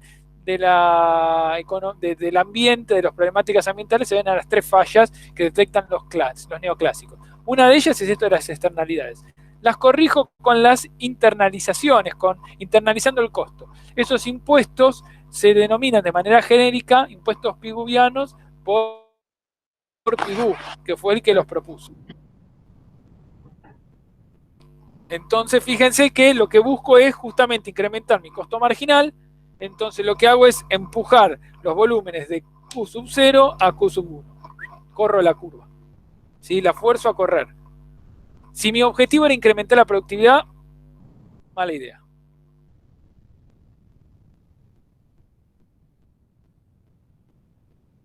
Ahora, de vuelta, hay que ver dónde estamos parados. Si estamos parados en una situación de alto nivel de tecnificación y de productividad, por más que yo saque los impuestos, no va a aumentar la productividad. ¿Por qué? Porque ya estoy jugando en el tope de la curva. ¿Se acuerdan cuando vimos en Renta de la Tierra? ¿Se acuerdan en Renta de la Tierra que vimos la ley de rendimientos decrecientes, renta diferencial tipo 2, margen intensivo? Está la ley de 6, que se aplica en casi todo proceso económico y biológico. Acá tenemos rendimiento y acá cantidad de insumo. Fíjense que si yo aumento la cantidad de insumo, llega un punto que esto llega a un momento de amesetamiento y hasta de caída. Entonces, si yo estoy en esta parte de la curva, que es lo que está pasando en región pampeana con gran parte de los cultivos, no estoy acá abajo, estoy acá. Entonces, si yo te saco un impuesto, uno dice, bueno, va a aumentar la producción. ¿Cuánto más? Y el delta, o sea, esto va a ser muy bajito. Ahora, si yo esto lo hiciera con los sujetos o con las áreas productivas que están acá, fíjense que cada pequeña modificación de las cantidades de insumo impacta muchísimo en el rendimiento. Ahí sí te lo compro. Igual, ¿Sí? perdón, no depende también de... O sea, en la teórica vos explicaste que a un capitalista, no sé cómo llamarle, le iba a dejar de servir cuando el costo por agregar un insumo más le diera como el mismo resultado que un campo de menos calidad. Sí. O sea, ¿no va a depender también de qué otras opciones así como campos tenga? Exactamente. Sí, perfecto. Exactamente. Y ahí está, entonces empezamos a hacer, fíjense que es una matriz más compleja, ya se empieza todas las respuestas lineales, empiezan como a temblar porque ya tenemos muchas más variables. Entonces, la respuesta sencilla sería esa, el margen bruto pasa el costo marginal, si yo cambio, corre, aumentan las cantidades, disminuyen, pero después que eso se traduzca directa y automática y mecánicamente en incrementos, en los rendimientos, etcétera, y empieza a tallar otras variables. Por ahí ya no le conviene y ya se va a las tierras B, o lo invierte, pero yo no lo voy a ver materializado por esto. Y esto entonces se aplica en muchas otras arenas de la economía. Ese es un viejo debate, algo de eso vamos a ver, no lo vamos a ver acá, mentira, vamos a ver muy poquito, lo veíamos antes cuando veían política fiscal, el viejo debate de si le sacás impuestos a la gente, a las cúpulas de mayores ingresos, si aumenta el nivel de inversión. Y lo que se observa es que no, o el nivel de ahorro, no funciona. ¿Por qué? Porque tiene que ver con algunas cuestiones de las tendencias al consumo, a la inversión o al ahorro, y no ocurre. Entonces, ahí es donde se ve, por ejemplo, es esto, esta misma explicación, digamos, con un poco más de algunas capas más de complejidad. Pero digamos, si hay una cuestión que tiene la economía es que no es que no sea sencilla, es que es compleja. Es compleja las matrices, no que te lo expliquen raro. Como decía Jaureche, si alguien les explica economía y no lo entienden es porque seguro les está metiendo el perro. Esa es otra cuestión. Tiene que poder, si no se puede explicar de manera sencilla, sí estamos complicados. Pero lo que no es son fenómenos lineales o unidireccionales, son matrices complejas. Si vos tirás un piolín y no sabés de dónde sale del otro lado. Eso como regla general. Bueno, ¿quién hacemos un ejercicio más? Profe, ¿le puedo hacer una pregunta teórica que me surgió? Sí. Es con respecto al impuesto sobre la tierra, el georgiano. Sí. No termino de entender si lo paga el dueño de la tierra o lo paga toda la sociedad, o sea, ¿cómo lo distribuyen? No, el dueño, el que lo tiene que pagar, de acuerdo a Henry George, el que lo tiene que pagar es el dueño de la tierra. Y tiene que pagarlo porque se lo tiene que pagar a toda la sociedad. Porque el responsable de que valga más la tierra es un efecto de que la población crece. Pero él no hizo nada para que, digamos, ese incremento en el valor de su bien no se debe a ningún tipo de esfuerzo personal. Simplemente crece en el valor de los bienes de la tierra porque hay un aumento en la población. Nada más. Entonces, como eso no se debe a su esfuerzo, a su mérito personal, debe ser absorbido por toda la sociedad. Eso es lo que planteaba Henry George.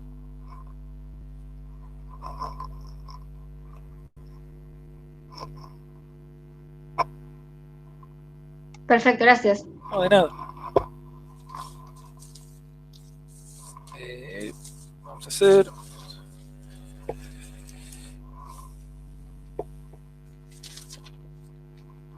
A ver, acá.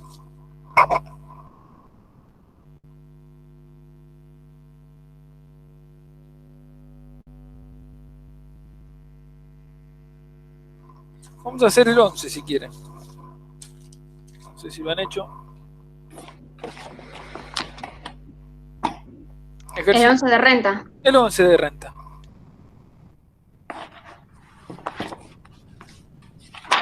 Dice, calcule la renta de la tierra de una zona del partido de Tres Arroyos en una explotación en la que el propietario, por una superficie de 100 hectáreas para producción de trigo candeal, rinde 35 quintales de hectárea con fertilización, cobra un canon de arrendamiento de 300 pesos por hectárea.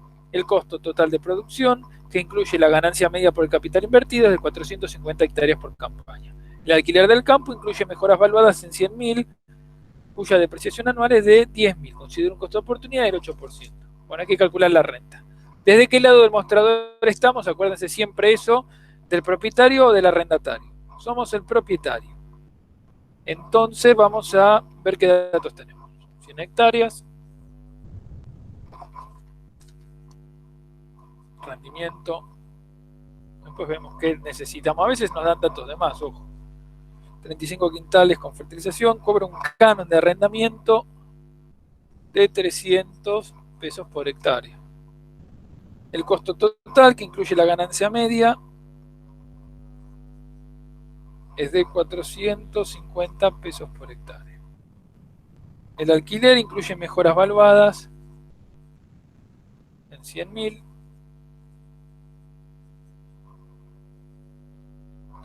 Cuya depreciación anual es de 10.000. Considere un costo de oportunidad del 8%. Y la pregunta es, ¿qué renta tiene? ¿Qué renta implícita está ahí?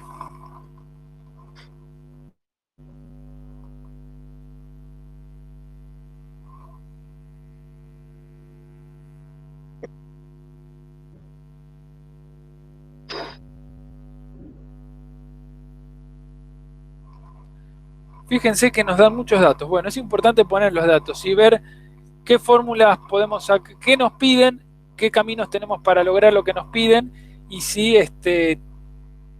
los datos que necesitamos vamos a tenerlos todos. Pero a veces nos dan datos de más también, ojo. O sea, no nos guiemos solamente por todo y no todo lo que vayamos a encontrar, todo sirve. Esto es como las películas, vieron que hay medio de la oscuridad, hay palitos que lo clicás clic y ahí se da cuenta el bicho que está. Bueno, esto es algo parecido. Tratemos de no pisar los palitos. Y en los parciales, etcétera, pueden haber muchos palitos. Entonces, traten de ser más sigilosas o sigilosos, como en las películas. Aunque en las películas generalmente los que pisan el palito son los latinos, los chicanos, eso siempre pisan el palito y es el primero que se lo come el bicho. Acá dicen que sí. Tratemos de no pisarlo en este caso. A ver, tenemos. Acuérdense, arrendamiento es igual a la renta de la tierra más la depreciación de las mejoras más el interés de las mejoras. ¿Sí? Tenemos. Arrendamiento lo tenemos como dato, sí. 300 pesos por hectárea. ¿La renta la tenemos? No, nuestra incógnita. La depreciación de las mejoras. ¿Tenemos las mejoras? La depreciación sí es de 10.000 pesos total. Acuérdense que esto hay que expresarlo por hectárea. La tenemos que dividir la superficie, que son 100 hectáreas. ¿Y el interés de las mejoras lo tenemos? Bueno, el capital lo tenemos. ¿Es de cuánto? 100.000. ¿Sí? Por el costo de oportunidad dividido la superficie. 300.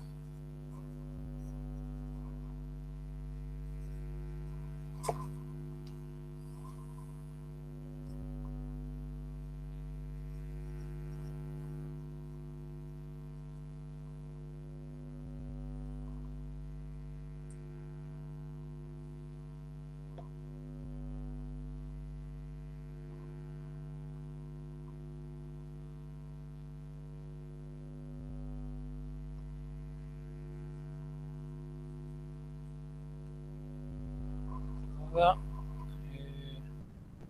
300.000 por hectárea menos 180 pesos por hectárea para la renta. ¿Entienden lo que estoy haciendo? Hice la fórmula de arrendamiento es igual a renta más depreciación de las mejoras más el interés de las mejoras. ¿Sí? Eso es lo que quiere cobrar nuestro propietario. ¿Qué datos tenemos? Empecemos a reemplazar y veamos qué nos faltan. Arrendamiento, ¿tenemos el dato? Sí, nos dice que lo alquiló, ya sabemos que lo alquiló a 300 pesos por hectárea. ¿La renta la tenemos? No, a nuestra incógnita. Esto es la pregunta.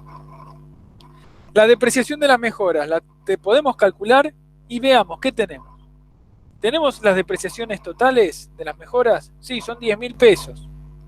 Pero esto hay que expresarlo por hectárea, acuérdense. Entonces, 10.000 dividido 100 hectáreas, 100. Y después tenemos del interés de las mejoras. Tenemos el valor de las mejoras, está acá, que es de 100.000 pesos, total, por el costo de oportunidad, dividido la superficie total. Acuérdense, porque es un error muy frecuente, es que se olvidan de poner la superficie total. Entonces, divídanlo por 100, ¿sí? 100.000 por 0.08 dividido 100 me da 80. Con lo cual, si hago 300, esto paso los términos para el otro lado restando, 300 menos 180 me da la renta, ¿sí? Y me da algo así, debería como 120 pesos por hectárea. ¿Hasta ahí estamos? Yo podría darles una vuelta de rosca a esto. Un giro inesperado. Les podría preguntar algo más. ¿Cuál sería el valor de la tierra por productividad? Esto. ¿No es el rendimiento dividir el costo de oportunidad? Ahí tenés que dividir el rendimiento por 0,06. 0,08 de la tierra. La renta. No me dividan. 0,08. La renta, ojo, no me dividan el rendimiento, es la renta. si me hacen el valor de la tierra es igual a la renta sobre el costo de oportunidad, obtienen el valor de la tierra por productividad. ¿Sí? El resto... ¿Me siguen?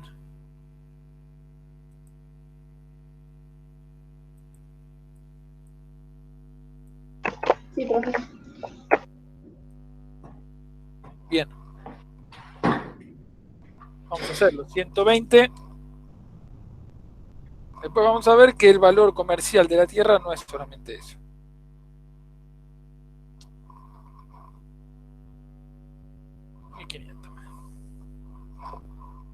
Si no quisiera. 1.500 pesos por hectárea. El valor comercial o valor venal tiene aparte otras variables más. Vamos a ver algunas las próximas, después del segundo parcial.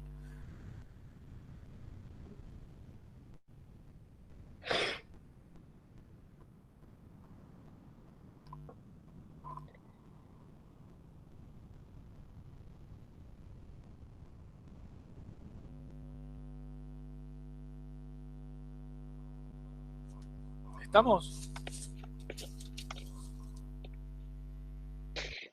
Yo tengo una duda con el ejercicio 1 de renta.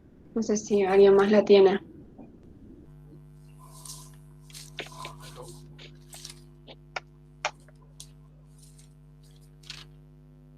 Ejercicio 1. Claro, yo calculé la renta diferencial, como habíamos visto en clase, ¿no? O sea, considerando que el precio era igual al costo medio del Chaco, porque es el que tiene el menor rendimiento, y ahí saqué, bueno, la renta diferencial de cada uno. Pero después dice que hay gastos e impuestos, y eso ya no sé cómo meterlos, o sea, en dónde tenerlo en cuenta.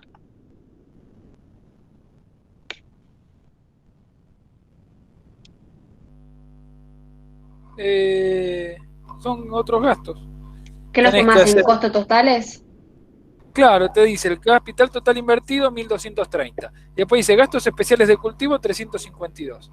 Y después a los gastos, o sea, para los gastos totales tenés que hacer gastos especiales de cultivo más gastos generales e impuestos, que es 75, más amortizaciones por 13.8. Está bien, eso todo lo sumo y me da el costo total. Eso, el costo total después lo divido en rendimiento, me da el costo medio y vuelvo a sacar la renta diferencial como la hice antes. Sí, y probás sacando... no, eso. Ahí está. Ok. Una pregunta. Sí. ¿Puede ser que el ejercicio 12, la respuesta de girasol esté mal? Porque la de trigo soja me da 624, pero la de girasol me da 774. No sé si Bueno, la habían entonces, manejado. hagámoslo y listo. Más sencillo.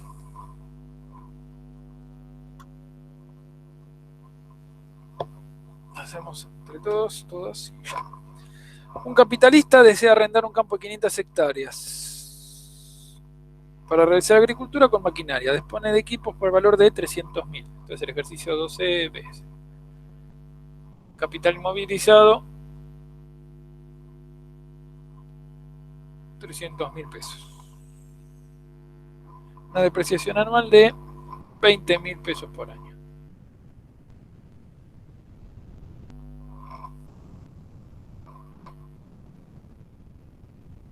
Se hace girasol, los ingresos menos los gastos operativos e interés circulante ascienden a 450 pesos por hectárea. ¿Cuánto puede ofrecer de alquiler si su costo de oportunidad es del 6%? Bueno, ¿qué vamos a hacer? Tenemos ya, dice que los ingresos, esto sería una suerte de ingresos de beneficio ya, porque sería los ingresos menos los gastos de cultivo, ¿sí? Una suerte de margen bruto. En realidad es más cercano a un margen bruto.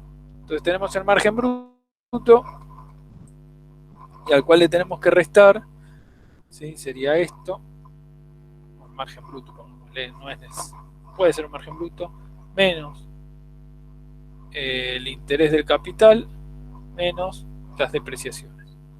Entonces esto me dice que es de ¿cuánto? 450 pesos por hectárea, menos el interés, que sería 300.000 por el costo de oportunidad, Sí, eso da 36. Esa La cuenta. superficie. ¿Cuánto era? 500 hectáreas. Sí. Sí. Para que lo planteamos todo, 20.000. 500.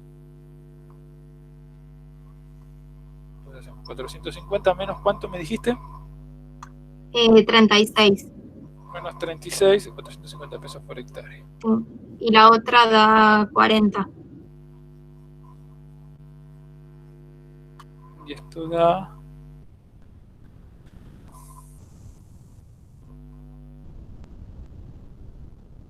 $374. Está bien. Claro, es que lo que yo hice fue que me dio bien para el otro. Al ingreso bruto, que es 1.300, le resté los intereses, en este caso del girasol, que es 450, y a eso le resté los 40 y 30 de las depreciaciones y el interés, y me dio 700.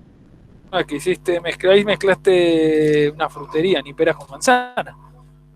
No, ¿Por porque qué? hice ingreso bruto menos costos de producción, y en los costos de producción metí los gastos, las depreciaciones y los intereses. Pero fíjate lo que dice. Si realiza trigo soja de segunda, los ingresos brutos son de 1.300 y los gastos operativos de 600.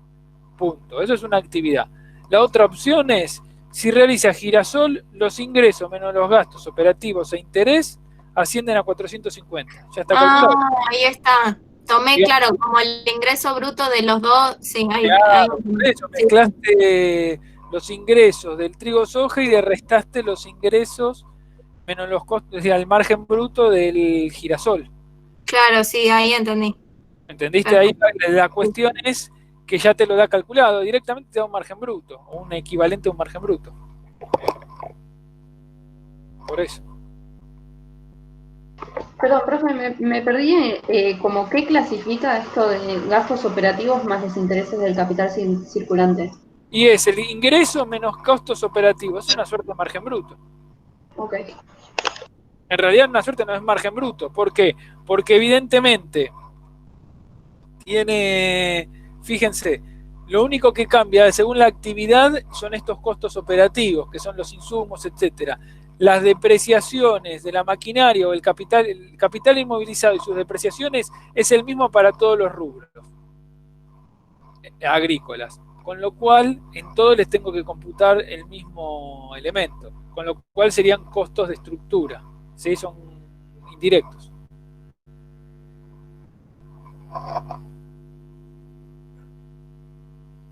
Perdón. Entonces, en la cuenta que hiciste, margen bruto menos los intereses menos las depreciaciones. Sí. Y eso te da el arrendamiento. Eso te da lo máximo que podés pagar de alquiler.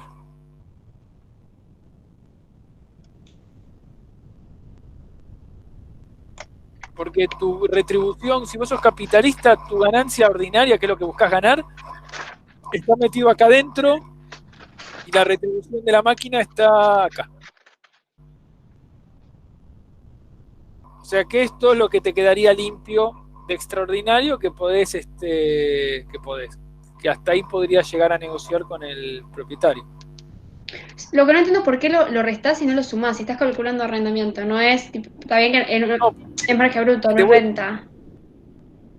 Sí, pero el problema es que de qué lado acá, perdón que lo hicimos rápido, ¿de qué lado te encontrás del mostrador?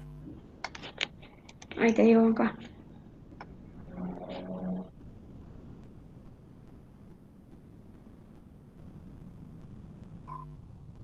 ¿Qué soy yo? ¿Capitalista? Sí, no, vos sos el capitalista, porque si un capitalista desea arrendar. Exacto, si sos capitalista, la tierra para vos en un arrendamiento es igual a ¿qué? A gasto. Entonces, vos lo que querés ver es al margen bruto, que son los costos, ¿se acuerdan? Todos los ingresos menos los costos directos, que es este, le resto los intereses del capital y la depreciación del capital. ¿Por qué? Porque estos son este es directo y estos son indirectos. Una vez que cubrí esto como capitalista, si hay algún excedente mayor a cero, eventualmente podríamos decir que es algún tipo de beneficio. ¿De qué tipo? Extraordinario. Renta. Claro, renta, exactamente. Ahí hay un beneficio extraordinario. Con lo cual, ¿Por qué? Porque mi interés, que es mi retribución, ya está metida acá adentro y acá adentro ya del capital que movilicé. O sea que eso yo ya lo estoy cubierto. Todo lo que esté por encima es beneficio extraordinario. Entonces, la pregunta del millón es: ¿y quién se lo queda? Bueno, si el dueño del campo me dice, tenés que pagar un alquiler de cuánto, bueno, yo puedo pagar hasta esto, 374 pesos. Y el dato de ingreso bruto acá no lo usamos, o sea, es como tramposo. No, porque ya te lo da, claro, ya te lo da calculado. No hace falta. Fíjense que me dice, en este era no, en el anterior, que me decía cuánto eran mis costos de producción. Al Pepe, a veces te dan datos de sobra. Ahí es donde aparece la capacidad de ustedes de discernir qué dato es relevante y cuál está para embarullarlo.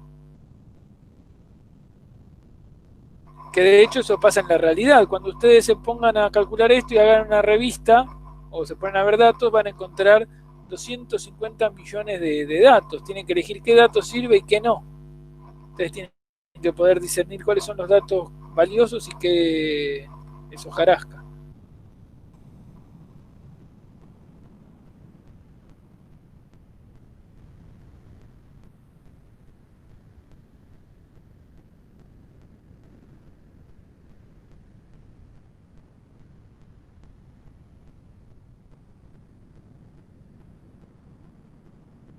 Perdón, entonces este sería lo máximo que yo puedo ofrecer con este costo de oportunidad.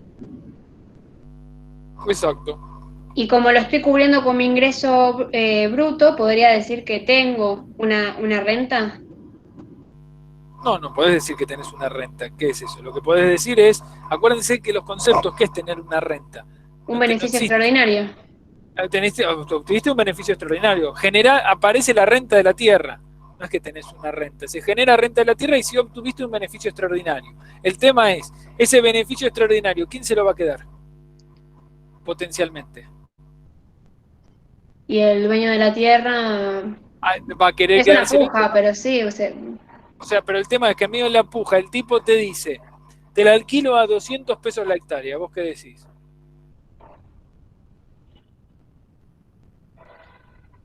Si te dice... Está bien, porque tu arrendamiento vos estabas dispuesto a pagar 374. Claro, exacto. Porque hasta ahí es donde vos le cedés la renta extraordinaria que se generó. Ahora, si el ñato te dice, no, te lo quiero alquilar a 400. Y ahí está en vos ver si te conviene o no te conviene, porque habíamos hablado de que como capitalista podías aceptar ganar en vez del 10% el 8%, pero mejor que ganar nada. Sí, pero depende de las opciones. Si te vas a cualquier otra opción de inversión y ganás el 10%. Y me conviene más como capitalista eso. Exactamente, te vas a buscar a alguien que te lo alquile más barato. Exactamente.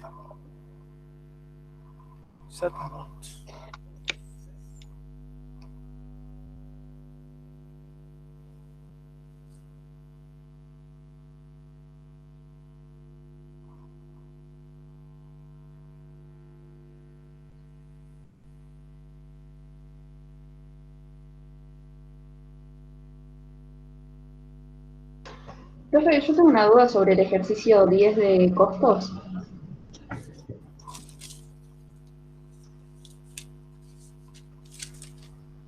Sí.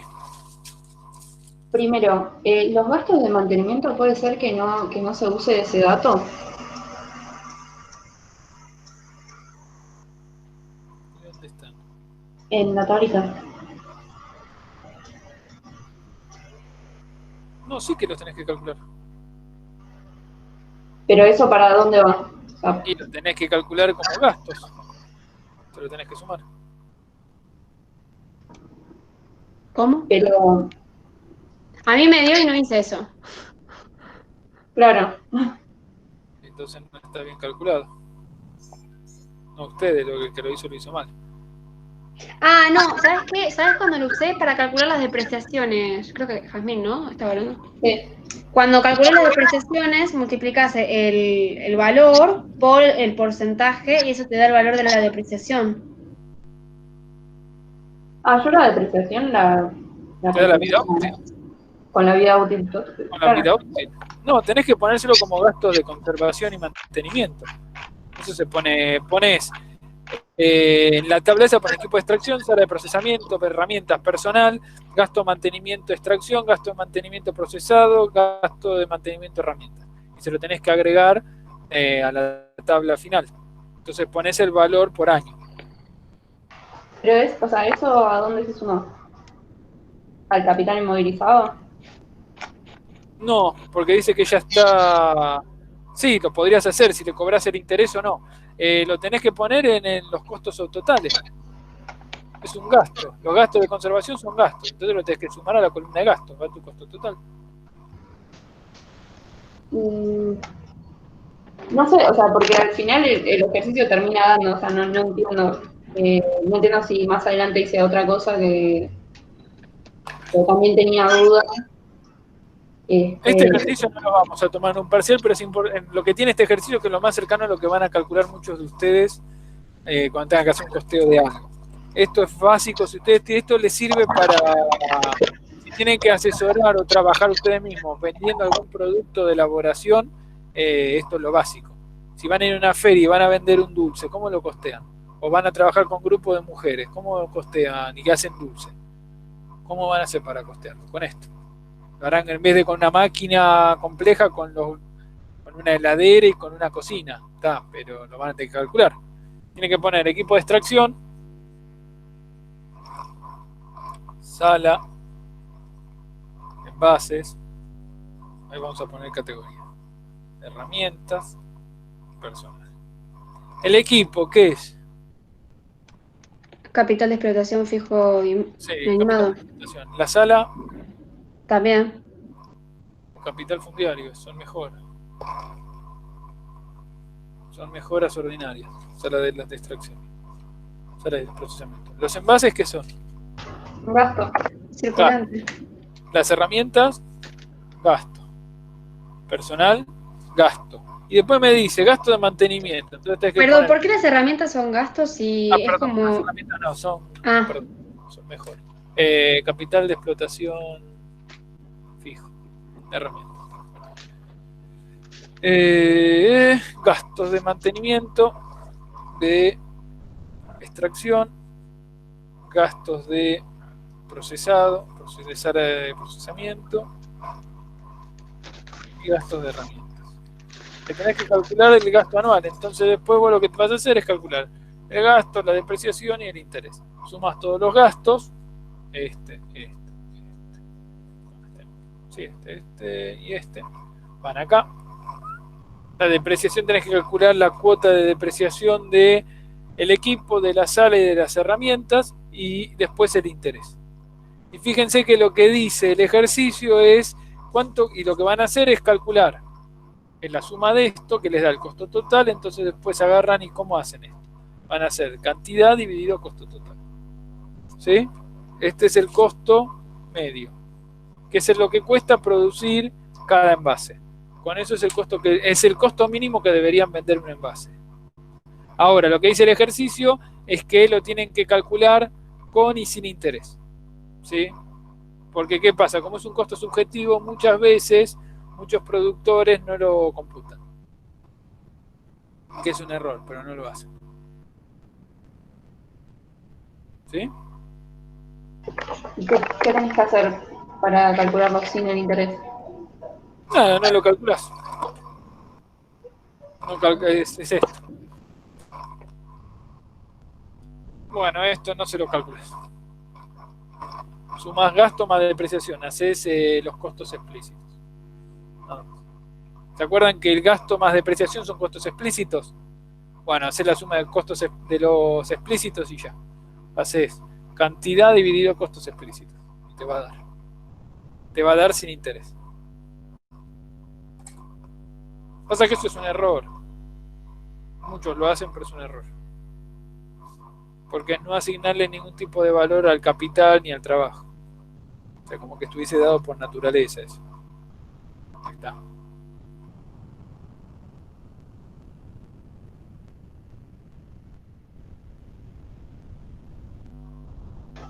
¿Te puedo decir lo que hice? a ver Sí. si tiene sentido o no, porque no sé, te iba a preguntar también eso porque me terminó dando y no sabía si estaba bien o no. Yo calculé el capital inmovilizado, los gastos y las depreciaciones. Sí. Y con eso lo que hice fue despejar de la ecuación de rentabilidad el ingreso bruto. Y como el ingreso bruto es costo por cantidad, reemplacé lo que me había dado el ingreso bruto, como te dice que la cantidad son 10.000 frascos, hice esa división y me dio que el precio era 0,62 pesos por frasco. Y después, para cuando te dice que lo hagas sin interés, lo hice como que la rentabilidad era cero. Hice el mismo despeje, digamos, del ingreso bruto, hice después lo mismo, ingreso bruto dividido cantidad, y me dio 0,53 pesos por frasco.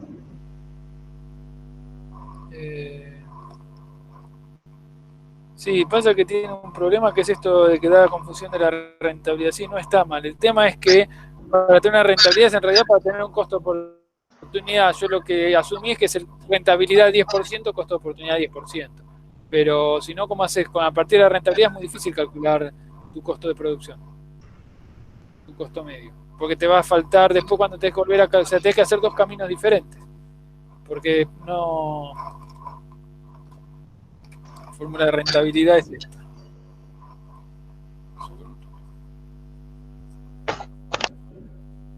¿Sí? El tema es que... ¿Cómo hiciste?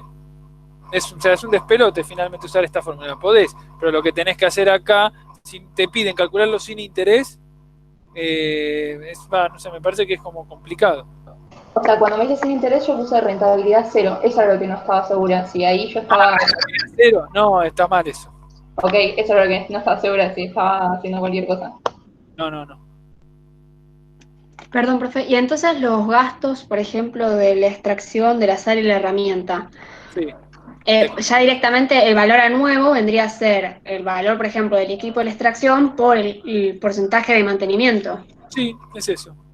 Está bien. Y Eso muchas veces, habitualmente se calcula así eso. Se pone los gastos de conservación, es el 1.1% del valor nuevo de los bienes. Es con la forma más habitual de calcularlo. Ya está estabulado eso, vos vas ahí, los libritos, mismo a mí el libro de Paquetini, al final tiene alguna de esas tablas. Hay unas tablas gigantes que uno busca y dice, para cada bien está calculado más o menos. Un inmueble es el 1% anual del bien, el 0.5, etc. Ahí se saca.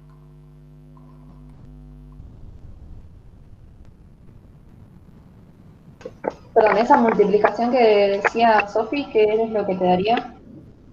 Y no, lo que pasa es que es un despelote sacar eso, porque como, o sea, ponerte a despejar acá para sacar un costo es toda una voltereta enorme. No, digo que Sofi estaba diciendo que multiplicás el valor anual por el gasto de mantenimiento. Ah, eso Eso que te da. te el da, valor a nuevo de los gastos. claro, el gasto de conservación, no el valor anual de los gastos, no el valor anual de los bienes. No, Sí. o sea, yo digo, por ejemplo, vamos a poner un ejemplo, vos tenés el equipo de extracción, que son 50.000 pesos el valor a nuevo. Ahora, ese tiene un gasto de mantenimiento del 2%. Entonces, en el gasto del equipo de extracción va a ser 50.000 por el 0,03 en este caso. Sí. Y eso va a ser el valor a nuevo del gasto de extracción. O sea, para ponerlo en la tabla lo estoy preguntando. Sí, exactamente, es el valor del gasto. Y eso después lo vas a tener que dividir por 12 porque es el índice de rotación. Sí. Esta era la de los... Sí, de la miel, sí. Es Una de eso. esas, bien. Sí, exacto. No, pero eso no lo tenés que dividir, o sea, eso va con Brasi, o sea, no es un gasto. No, porque ella está hablando de los gastos de conservación. Claro, el gasto de extracción, gasto de sala, gasto de herramienta, eso lo tenemos que dividir por 12 para sacar el capital inmovilizado. Exactamente. Francisco, acá una compañera te pregunta, ¿cuándo haces el precio sin interés? Cuando haces el precio sin interés, no está bien hacer el costo de producción sin sumarle el interés. No entiendo. Cuando haces el precio sin interés, no está bien hacer el costo de producción sin sumarle el interés. Ah, entiendo. Claro, bueno, haces esto. Haces gasto, depreciación. El costo de producción es esto. En realidad no estás haciendo el costo de producción. Gasto, depreciación e interés. Si vos no querés calcular esto, haces gasto más depreciación, que es el costo explícito. No es el costo de producción. Calculaste finalmente el costo explícito. Sí, es eso. Claro. Es lo que te pedía el ejercicio. Pero el problema que ahí tenés, el problema que estás arrastrando es que, pero lo que uno haría es que no le estás asignando ningún tipo de valor al bien que estás inmovilizando, a tu capital, a tu trabajo, es como que eso no valiera nada. Entonces le estás regalando el valor de eso. Ese es el problema. Lo que pasa es que los costos de oportunidad son subjetivos porque dependen de cada uno y no es que alguien te lo va a venir a pagar o vos lo vas a pagar a algún lugar. No son contables, son costos de decisión. Yo en vez de estar haciendo como una bestia 20 millones de frasquitos, podría estar haciendo un laburo mucho más relajado. Bueno, esa diferencia es la que aparece en el interés. O lo mismo con las máquinas, podría estar usándola o podría alquilarla la máquina. Una sala de extracción de miel. Bueno, ¿cómo hago para estimarlo si tengo que meter el costo de oportunidad? ¿Cuánto es el costo? Y bueno, hay que calcularlo. ¿Sí? Ese es el tema. Pero es muy frecuente que no se lo calcule, más que nada en agricultura familiar. Los que venden dulces, de hecho, muchas veces las personas que venden dulce venden por debajo del costo de producción. Pierden plata. Es re frecuente. Perdón, ¿y el costo medio no sería igual al costo total dividido la cantidad? Sí. Está al revés ahí en el pizarrón, por eso pregunto. Cantidad dividido... Sí, al revés lo puse. Ok. Sí. Perdón. Costo total dividido cantidad. Sí. Este estaría bien calculado, porque después lo que dice es calcularlo como implícito dividido cantidad. Pero esto... Sí, perdón, ya a esta altura. No tiene metido el interés.